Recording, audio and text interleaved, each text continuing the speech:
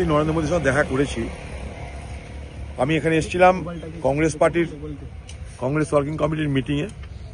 তো যখন দেখলাম দিল্লি এলাম, তখন একবার যদি চেষ্টা করা যায় পশ্চিমবঙ্গের যে সমস্ত পরিযায়ী শ্রমিকরা আছে তাদের দুরবস্থার কথা তুলে ধরে প্রধানমন্ত্রীকে যদি এই বিষয়টা বলার চেষ্টা করা যায়, খারাপ হয় না।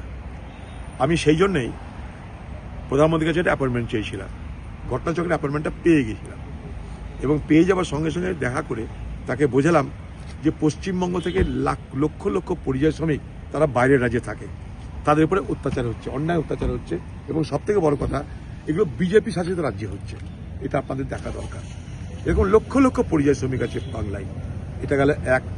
2 নম্বর হচ্ছে, আমি এটাও বলেছি যে মতুয়া সম্প্রদায়ের মানুষের ভোটাধিকারের কথা, এবং আমি এটাও আপনাদেরকে বলছি যে উড়িষ্যায় যে ঘটনা ঘটেছে, আমার জেলার একটা ছেলেকে জুয়েল তাকে পিটিয়ে মেরে দেওয়া হয়েছে উড়িষ্যাতে।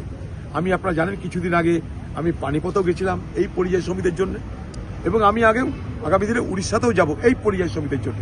আমি বাংলার পরিযায়ী শ্রমিকদের উপরে কোনো অত্যাচার কোথাও হলে, কোনো রাজ্যে হলে পশ্চিমবঙ্গ সরকার কি করবে জানি না। আমি হেরেছি এটাও আমি জানি।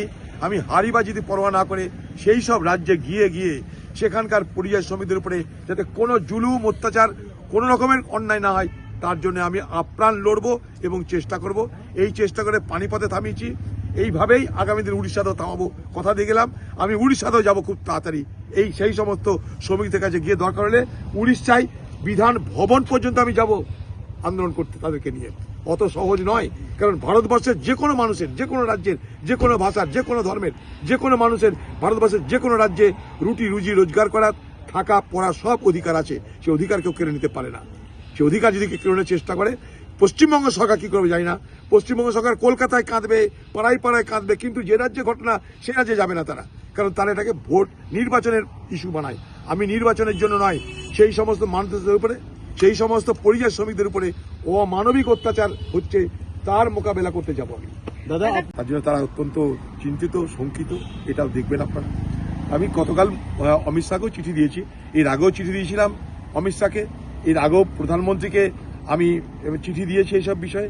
আমি আমার মতো করে, যেহেতু আমি একসময় এমপি ছিলাম, অন্তত মুখটা চেনে, নামটা জানে, আমি চেষ্টা করি আমাদের চিঠি দিয়ে দেখা করে, এটা আমার কর্তব্য। কি মনে হলো দাদা আজকে প্রধানমন্ত্রীর করবো? তাদের দরকার ভোট, তাদের তো মানুষের ভালো মন্দ নিয়ে মাথা ব্যথা নাই।